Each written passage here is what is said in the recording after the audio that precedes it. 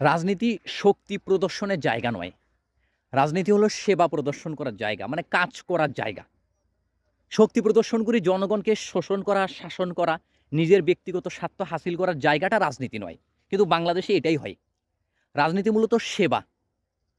মানে কোনো রাজনৈতিক দল অথবা কোনো রাজনৈতিক দলের নেতারা কে কত ভালো সেবা করতে পারবে, কে কত ভালো কাজ করতে পারবে জনগণের জন্য, কে কত সুন্দর কাজ করতে পারবে জনগণের জন্য, কে কত ব্যতিক্রম ভিন্ন রকমের উত্তম কাজ করতে পারবে জনগণের জন্য, সমাজের জন্য, দেশের জন্য। এটা হলো রাজনীতি। কিন্তু বাংলাদেশে গড়ে উঠেছে শক্তি প্রদর্শনের রাজনীতি।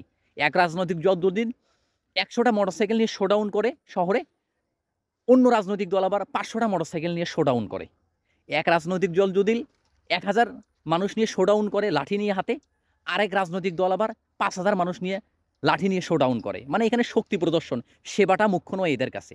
কারণ শক্তি প্রদর্শন করে জনগণকে এরা শোষণ করার জন্য। সেবা করে যে জনগণের জীবনমান উন্নয়ন করবে, সুন্দর করবে, এই চিন্তাটা বাংলাদেশের রাজনৈতিক দলদের ভিতরে নাই বললেই চলে।